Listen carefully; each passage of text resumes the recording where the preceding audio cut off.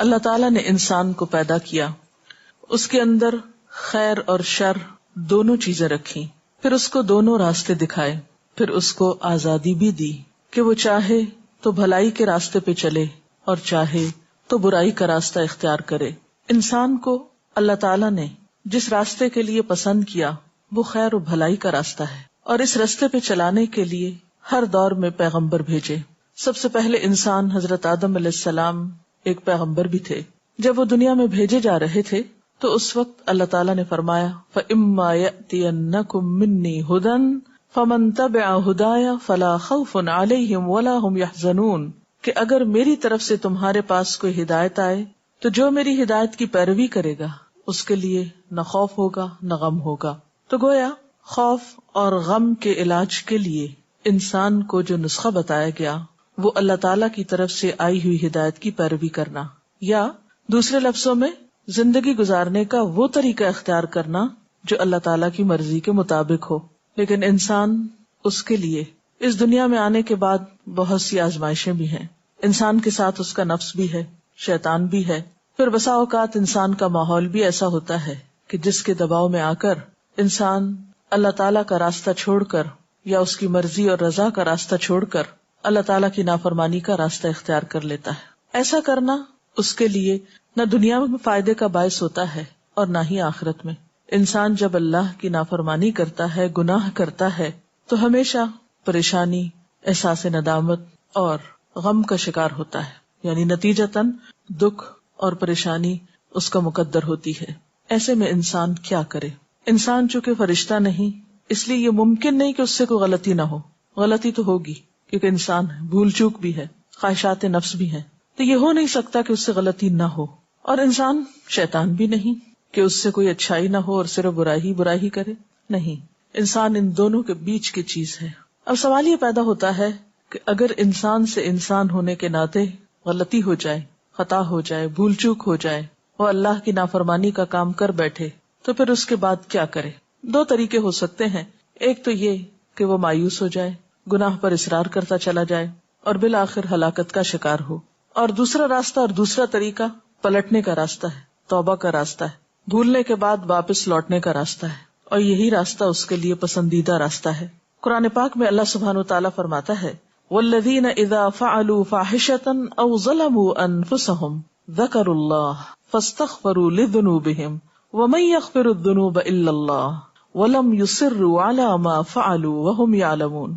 اور اگر کبھی ان سے کوئی فحش کام سرزد ہو جاتا ہے یا وہ اپنے اوپر زیادتی کر بیٹھتے ہیں تو انہیں خدا یاد آ جاتا ہے اور وہ اس سے اپنے گناہوں کی معافی مانگ لیتے ہیں، اور خدا کے سوا اور کون ہے جو گناہوں کو معاف کر سکتا ہو، اور وہ جانتے بوجھتے اپنے کیے پہ ہرگز اصرار نہیں کرتے۔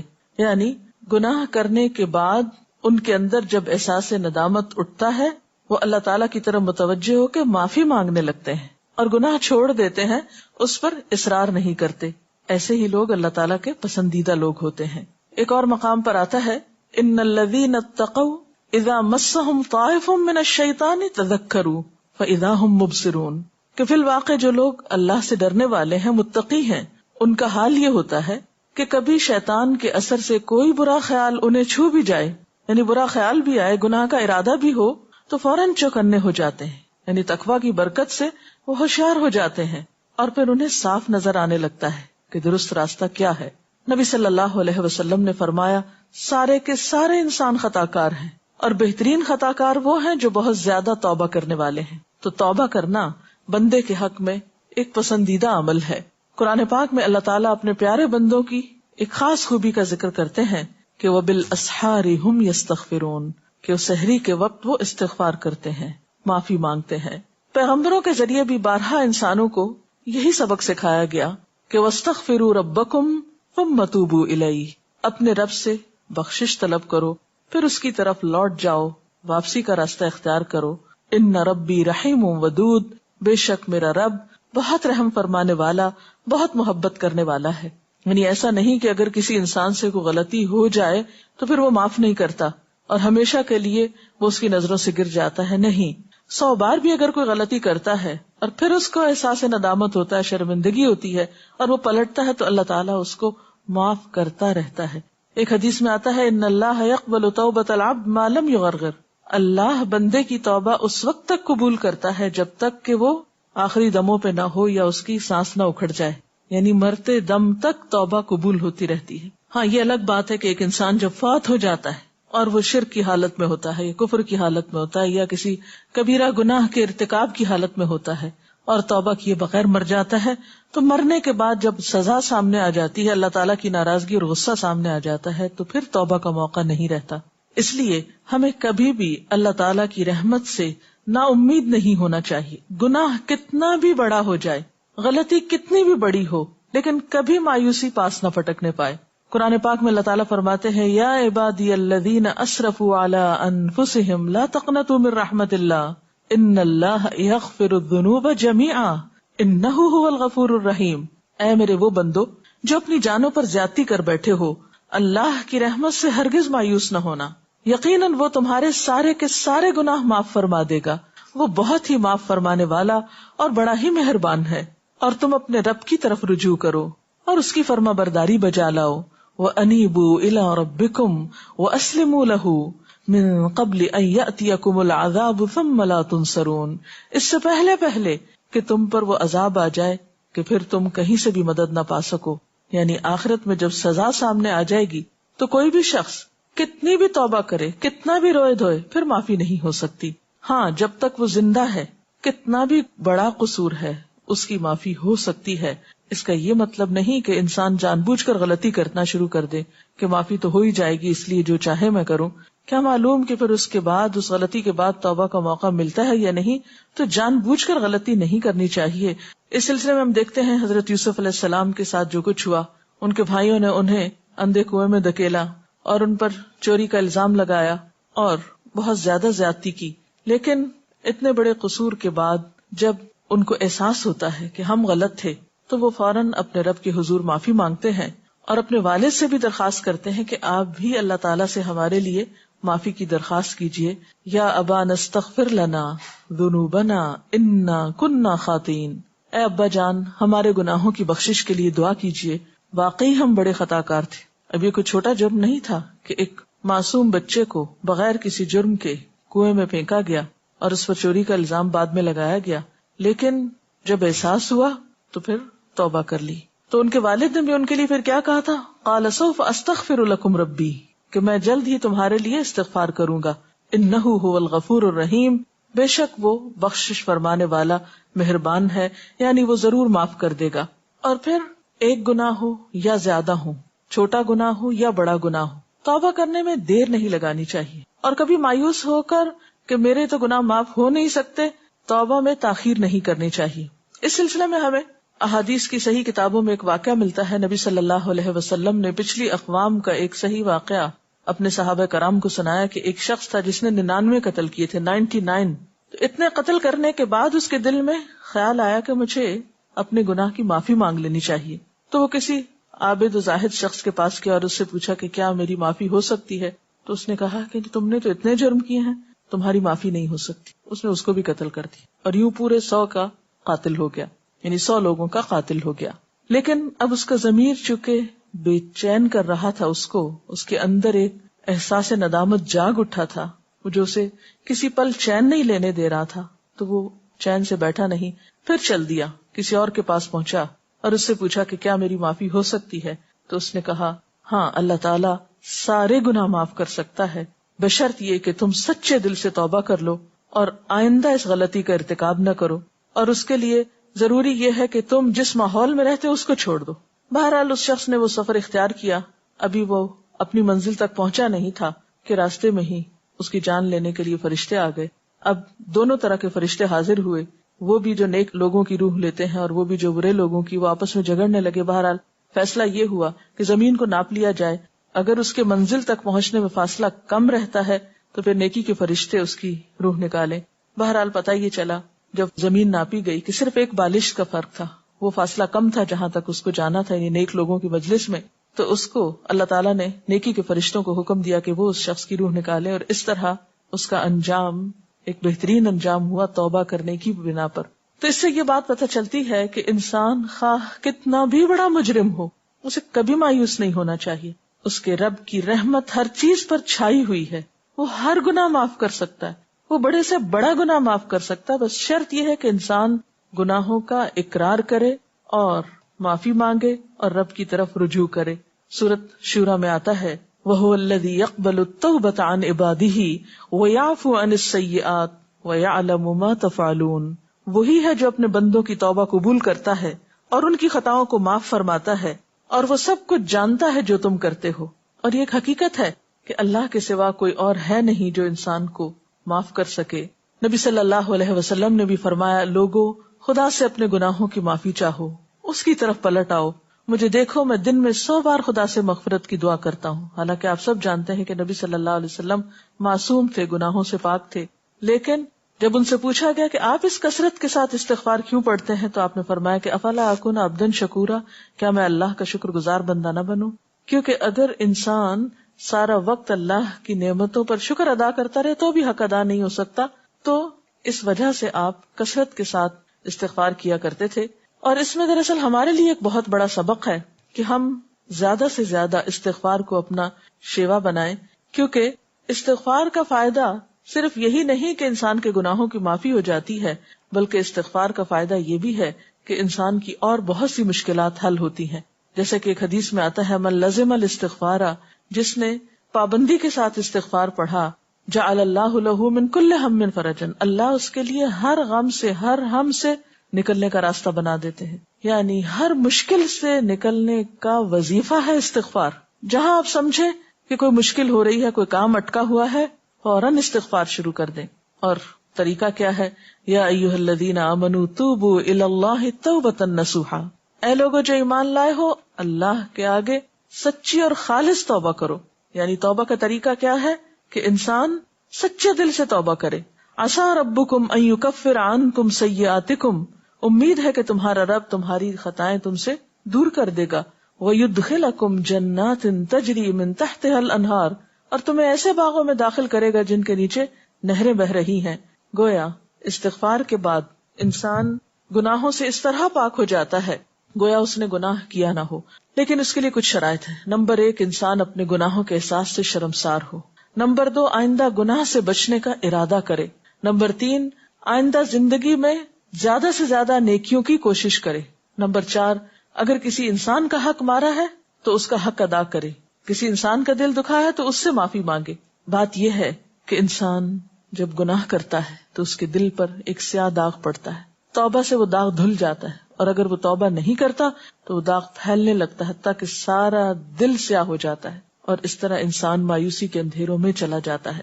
تو انسان کوشش اس بات کی کرے کہ اپنے توبہ پر پختگی کے ساتھ پھر قائم رہے اور پوری کوشش کے ساتھ نیکیوں کی طرف رجوع کرے، کیونکہ ان الحسنات یذہبن السیئات. اللہ تعالی ہمیں اس کی توفیق عطا فرمائے اور ہمیں اپنے ان بندوں میں شامل کر لے جو اس سے اس حال میں ملتے ہیں کہ وہ ان سے راضی ہوتا ہے اور وہ اس سے راضی ہوتے ہیں. اگر اس سلسلے میں آپ کے ذہن میں کچھ سوال ہے تو آپ کر سکتے ہیں.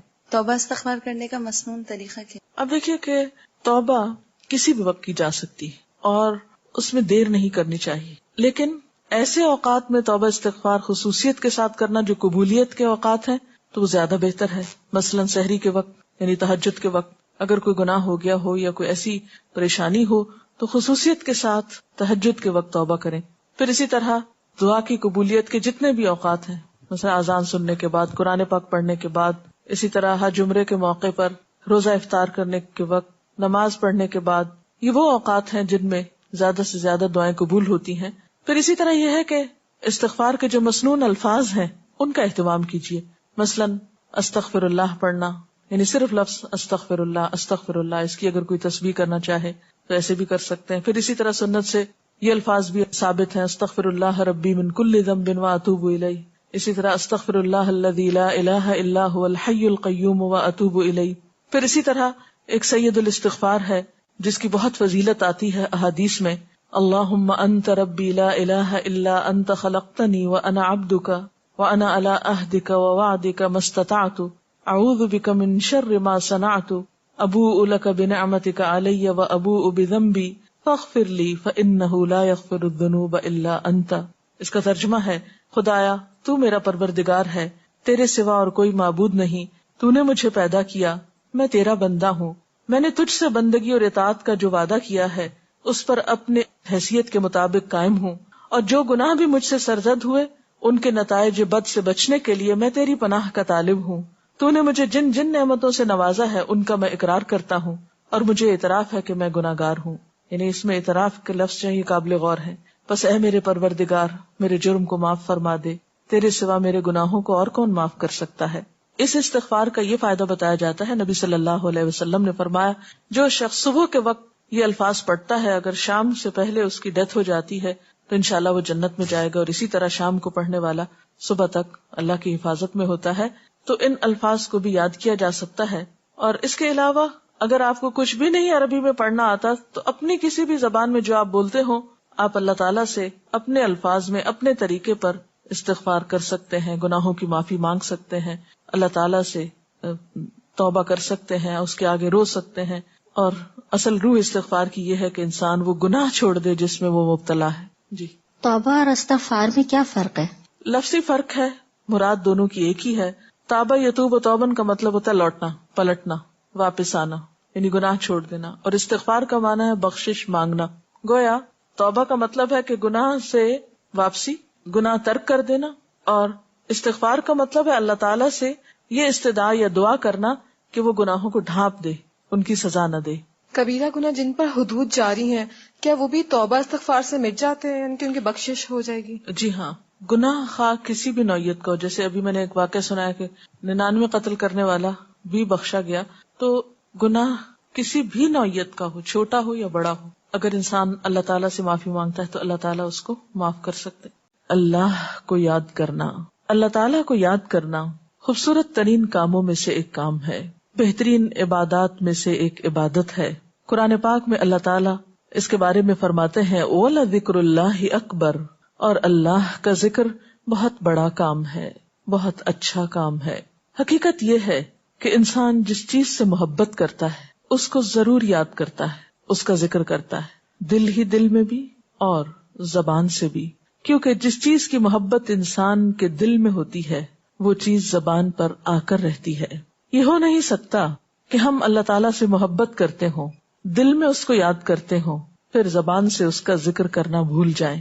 ذکر الہی تو بندہ مومن کی زندگی میں غیر محسوس طریقے سے شامل ہو جاتا ہے، اس کی اس طرح عادت ہو جاتی ہے کہ انسان اٹھتے بیٹھتے چلتے پھرتے تنہائی میں سب کے بیچ میں بیٹھ کر اپنے رب کو یاد کرتا رہتا ہے، دل ہی دل میں یا زیر لب وہ اپنے رب کو کسی حال میں بھی نہیں بھولتا۔ اور بھولے بھی کیوں؟ اس لیے کہ اس کی ذات پر رب کے احسانات ہر ایک سے بڑھ کر ہیں، اس کی نگاہیں ہر طرف رب کے کمالات دیکھتی ہیں، وہ ہر طرف رب کی نعمتوں کو دیکھ کر سرشار ہوتا رہتا ہے۔ وہ جس طرف بھی نظر اٹھاتا ہے وہیں اس کو رب کی قدرت اور تخلیق نظر آتی ہے، اپنے سامنے، دائیں بائیں، اوپر نیچے، ہر طرف زمین آسمان، جو کچھ بھی بنا ہوا ہے، جو کچھ بھی پھیلا ہوا ہے وہ سب اس کے رب کا بنایا ہوا ہے، پھر وہ اس رب کو کیسے بھلا سکتا ہے۔ قرآن پاک میں اہل ایمان کو ذکر کرنے کی تلقین کی گئی ہے۔ اللہ سبحانہ وتعالیٰ فرماتے ہیں فَاذْكُرُونِي أَذْكُرْكُمْ، تم مجھے یاد کرو، تم میرا ذکر کرو، میں تمہیں یاد کروں گا۔ ایک اور جگہ پر فرمایا وَاذْكُرْ رَبَّكَ فِي نَفْسِكَ تَضَرُّعًا وَخِيفَةً وَدُونَ الْجَهْرِ مِنَ الْقَوْلِ بِالْغُدُوِّ وَالْآصَالِ وَلَا تَكُن مِّنَ الْغَافِلِينَ، اور اپنے پروردگار کو دل ہی دل میں عاجزی اور خوف کے ساتھ اور آہستہ آواز سے صبح و شام یاد کرتے رہو، اور دیکھنا غافل نہ ہونا، یعنی رب کی یاد سے کبھی بھی غفلت اختیار نہ کرنا۔ ایک اور جگہ پر فرمایا وَاذْكُرُوا اللَّهَ كَثِيرًا لَعَلَّكُمْ تُفْلِحُونَ، اور اللہ کا ذکر کرو کثرت کے ساتھ، بہت زیادہ۔ کیوں؟ لَعَلَّكُمْ تُفْلِحُونَ، تاکہ تم فلاح پاؤ، کامیاب ہو جاؤ۔ اس سے پتہ چلتا ہے کہ اللہ تعالیٰ کو یاد کرنا کامیابی کی علامت ہے، اللہ کے ذکر میں کامیابی کی ضمانت ہے۔ مومن مردوں اور عورتوں کی صفت قرآن پاک میں یہی بیان کی گئی ہے کہ وہ بہت زیادہ اللہ کا ذکر کرنے والے ہوتے ہیں۔ سورۃ الاحزاب میں آتا ہے وَالذَّاكِرِينَ اللَّهَ كَثِيرًا وَالذَّاكِرَاتِ، اور اللہ کا ذکر کرنے والے مرد اور اللہ کا ذکر کرنے والی عورتیں جو کثرت سے اللہ کا ذکر کرتے ہیں۔ کثیرن اعد اللہ لہم مغفرۃ واجرا عظیما، اللہ نے ان کے لیے بخشش اور بہت بڑے اجر کا وعدہ کر رکھا ہے۔ اور پھر یہ کہ ذکر کرنے کے لیے کوئی خاص وقت مقرر نہیں، انسان ہر حال میں ذکر کر سکتا ہے، ہر وقت میں ذکر کر سکتا ہے. نبی صلی اللہ علیہ وسلم کے بارے میں آتا ہے کان یذکر اللہ فی کل احیانہ، آپ ہر وقت میں یعنی ہر قسم کے وقت میں، دن میں یا رات میں، صبح میں یا شام میں اللہ کا ذکر کیا کرتے تھے. حدیث پاک میں آتا ہے، حضرت ابو موسیٰ اشعری سے روایت ہے، مثل الذی یذکر ربہ والذی لا یذکرہ مثل الحی والمیت، رواہ البخاری.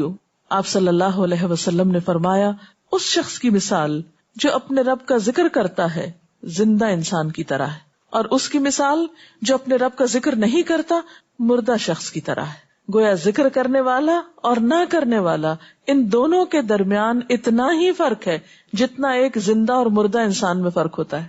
اور یہ فرق کتنا بڑا ہے، یعنی انسان تو وہی ہوتا ہے لیکن زندہ انسان میں اور مردہ انسان میں زندگی اور موت کا فرق ہے. بالکل اسی طرح جو شخص اپنے رب کو یاد کرتا ہے، اس کا ذکر کرتا ہے، اس کے اندر ایک زندگی ہے، اس کے اندر ایک خاص خوشی ہوتی ہے، اطمینان ہوتا ہے. اور وہ جو نہیں کرتا اس کا دل مردہ ہوتا ہے، اس کے اندر زندگی کی کوئی امنگ نہیں ہوتی.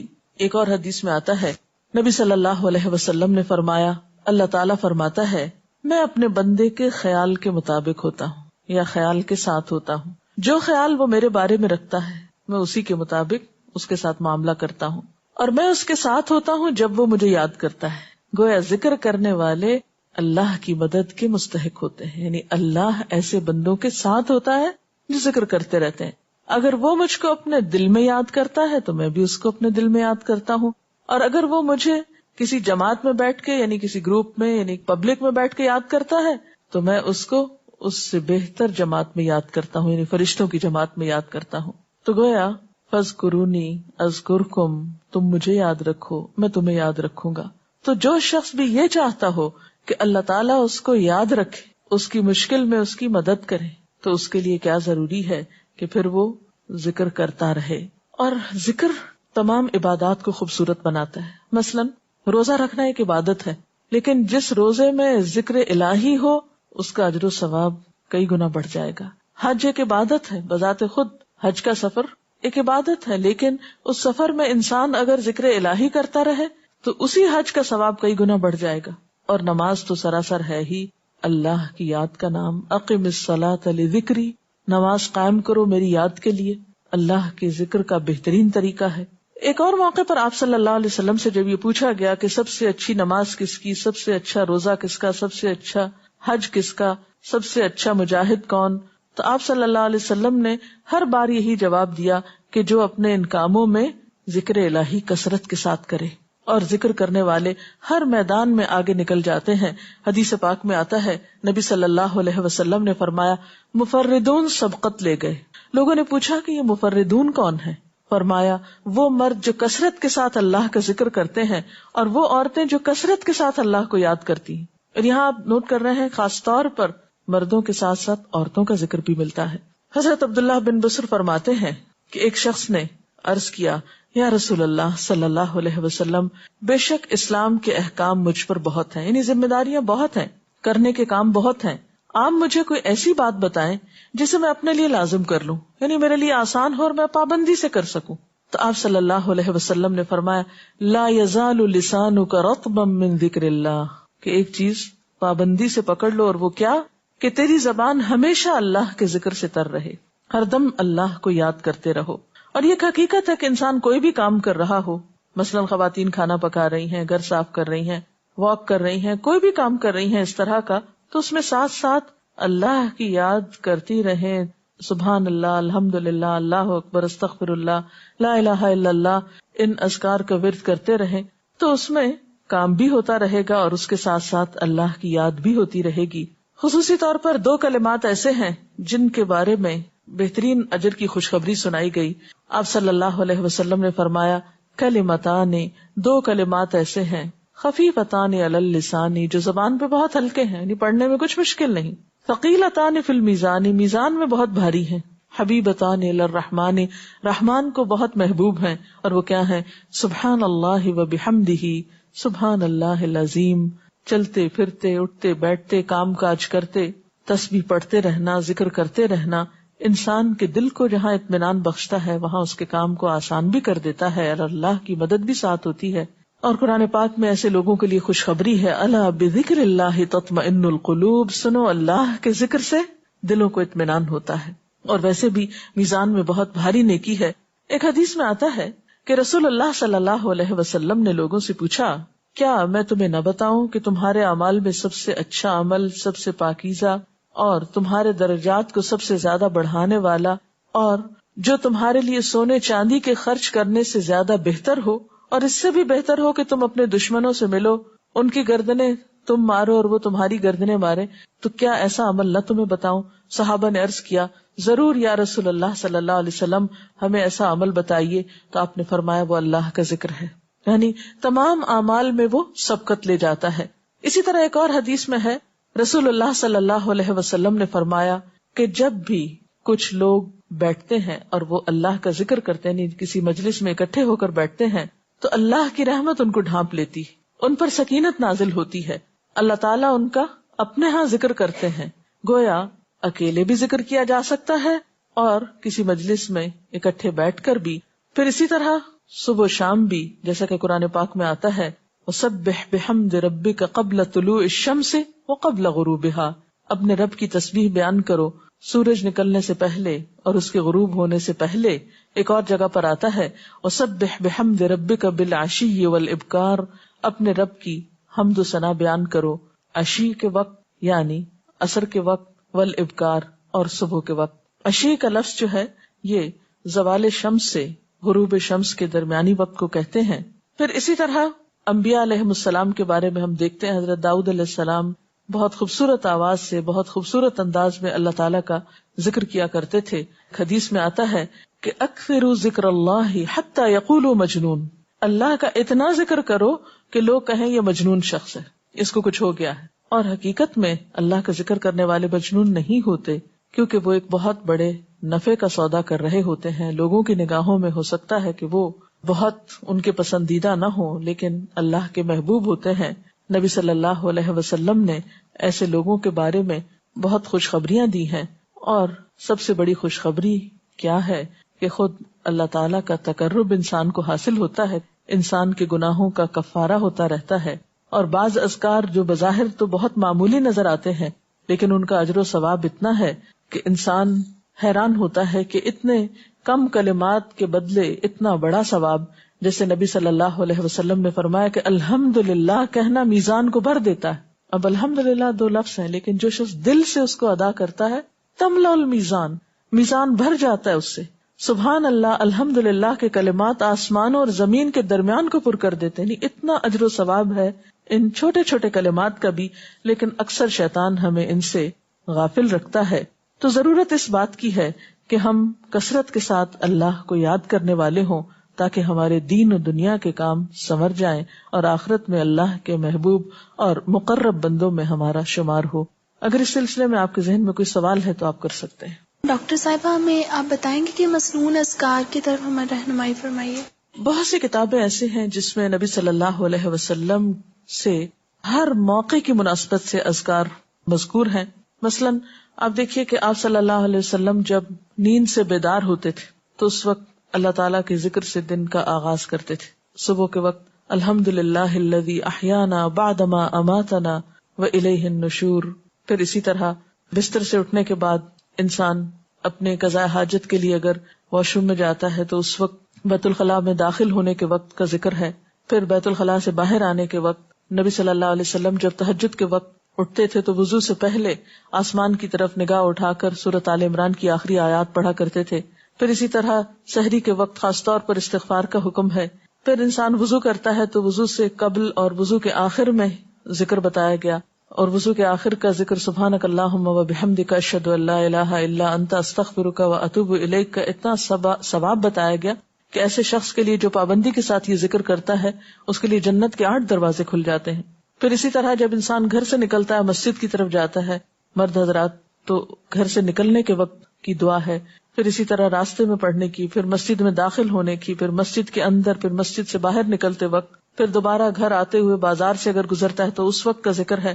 پھر گھر میں داخل ہونے کا ذکر ہے. پھر اگر کچھ کھا رہا ہے انسان تو بسم اللہ پڑھ کر کھانے کا آغاز کرتا ہے اور الحمدللہ کے ساتھ پھر اختتام کرتا ہے. پھر اسی طرح چھینک آنے پر ذکر ہے.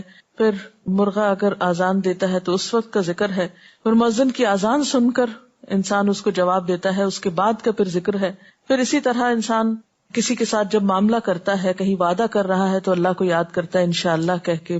پھر اسی طرح کوئی اچھی چیز دیکھتا ہے ماشاءاللہ کہتا ہے، کہیں استغفر اللہ کہتا ہے. تو بندہ مومن کی زندگی کا کوئی مقام اور کوئی موقع ایسا نہیں جس کے بارے میں نبی صلی اللہ علیہ وسلم نے کوئی نہ کوئی خوبصورت انداز کا ذکر نہ سکھایا ہو. حتیٰ کہ انسان شام ہوتی ہے تو پھر صبح شام کے اذکار ہیں، پھر اسی طرح ہر نماز کے بعد کے اذکار ہیں، تسبیحات ہیں، پھر بستر میں جاتے وقت کی دعا ہے. پھر اسی طرح اگر آپ کسی بیمار کی عیادت کرنے کے لیے گئے ہیں تو اس وقت کی دعا ہے. اگر کوئی بیمار ہو جاتا ہے تو اس کے اوپر پڑھی جانے والی دعائیں ہیں. یعنی کوئی بھی زندگی کا گوشہ ایسا نہیں جس میں ذکر الہی کی طرف ہمیں متوجہ نہ کیا گیا ہو. اور حقیقت یہ ہے کہ انسان جب دنیا سے رخصت ہوتا ہے اور اگر لا الہ الا اللہ پر اس کی موت آتی ہے تو انشاءاللہ اس کے لیے بشارت ہے جنت میں جانے کی. لیکن یہ اسی وقت ہو سکتا ہے جب ہم اپنے عام حالات میں ذکر کے عادی ہوں. یہ نہیں ہو سکتا کہ عام طور پر ہم غافل رہیں اور اچانک موت کے وقت ہمیں یاد آ جائے. اور بات یہ ہے کہ جس خیر پر انسان دنیا سے رخصت ہوتا ہے اسی پر پھر قیامت کے دن اٹھایا جائے گا. اس لیے ذکر کو اپنی عادت میں شامل کر لینا چاہیے. ذکر اور دعا میں کیا فرق ہے؟ کیا دعا بھی ذکر میں شامل ہے یا ذکر اور دعا دو مختلف چیزیں ہیں؟ ذکر اور دعا دونوں ایک ہی چیزیں ہیں. ذکر کا مطلب ہے اللہ کو یاد کرنا. بعض اوقات انسان صرف دل میں یاد کرتا ہے، زبان سے نہیں بھی دہراتا تو وہ بھی ذکر شمار ہوتا ہے. بعض اوقات انسان کو مسنون کلمات کہتے ہیں. بعض اوقات اللہ تعالیٰ کی تعریف اپنی زبان میں بیان کرنا، یہ بھی ایک طرح سے ذکر کرنا ہوتا ہے. اور دعا میں خاص طور پر کسی چیز کا مطالبہ کیا جاتا ہے، یہ کچھ مانگا جاتا ہے اللہ تعالیٰ سے. یعنی ہر دعا ذکر ہے لیکن ہر ذکر دعا نہیں ہوتی. ذکر کی کئی قسمیں ہیں جن میں سے ایک دعا بھی ہے. کیا ذکر کے لیے ہر وقت باوضو رہنا ضروری ہے؟ ذکر کے لیے ہر وقت باوضو رہنے کی شرط نہیں ہے. قرآن پاک میں اللہ تعالیٰ فرماتے ہیں الذین یذکرون اللہ قیاما وقعودا وعلی جنوبہم وَيَتَفَكَّرُونَ فِي خَلْقِ السَّمَاوَاتِ وَالْأَرْضِ رَبَّنَا مَا خَلَقْتَ هَذَا بَاطِلًا سُبْحَانَكَ فَقِنَا عَذَابَ النَّارِ. وہ لوگ جو اللہ کو یاد کرتے رہتے ہیں کھڑے ہو کر، بیٹھ کر، لیٹ کر، اپنے پہلوؤں پر، اور کائنات میں غور و فکر کرتے رہتے ہیں، کہتے ہیں کہ پاک ہے تو اے ہمارے رب، ہمیں آگ کے عذاب سے بچا. تو اس سے یہ پتہ چلتا ہے کہ انسان بیٹھ کر، چلتے پھرتے اور لیٹ کر بھی اللہ کو یاد کر سکتا ہے. اب لیٹنے کی حالت ایسی جس میں سونا بھی شامل ہے. تو سوتے ہوئے اگر انسان ڈر جائے یا کوئی برا خواب ہے تو اس وقت بھی مسنون ذکر موجود ہے. یعنی اس وقت بھی نبی صلی اللہ علیہ وسلم نے دعا مانگنے کا طریقہ بتایا کہ اب کیا پڑھو تاکہ تم اس خواب کے خوف سے، اگر کوئی ناپسندیدہ خواب ہے تو اس سے باہر آ جاؤ. تو اب آپ دیکھیں کہ سو کر تو وضو باقی نہیں رہتا. اور اگر اللہ کی یاد کے ساتھ ہر وقت باوضو ہونے کی شرط ہوتی تو پھر تو شاید ہی کوئی ذکر کر سکتا ہر وقت، کیونکہ ایک مشکل کام ہے. وضو نماز کے لیے شرط ہے. نماز وضو کے بغیر نہیں ہوتی، لیکن ذکر آپ وضو کے بغیر کر سکتے ہیں، اور اس میں درود شریف بھی شامل ہے، آیت کریمہ بھی شامل ہے. ہاں افضل ہے اگر آپ کو توفیق اللہ نے دی کہ آپ وضو کے ساتھ ہیں اور وضو کے ساتھ ذکر کریں. لیکن اگر باوضو نہیں ہے تو ذکر سے آپ کو کوئی چیز روک نہیں سکتی، الا یہ کہ آپ بیت الخلاء میں ہیں، اس وقت ذکر نہیں کرنا چاہیے. ادروائز آپ عام روٹین کے نارمل کاموں میں اللہ تعالیٰ کو یاد کر سکتے ہیں، خواہ وضو سے ہوں یا بغیر وضو کے ہوں. قرآن پاک جو ہم پڑھ رہے ہوتے ہیں تو کیا ضروری ہے کہ ہم بہت پراپرلی بیٹھ کر پڑھیں یا ہم ٹیک لگا کے یا ہم اپنے بستر پہ بھی پڑھ سکتے ہیں؟ افضل تو یہی ہے، پسندیدہ یہی ہے کہ انسان با ادب بیٹھے. لیکن اگر آپ قرآن پاک کا کچھ حصہ زبانی یاد کیے ہوئے ہیں، کچھ صورتیں ایسی آپ کو آتی ہیں اور آپ چلتے پھرتے ان کی دہرائی کرنا چاہتے ہیں تو ایسا بھی کر سکتے ہیں. اجتماعی ذکر کی کیا کیا صورتیں ہو سکتی ہیں؟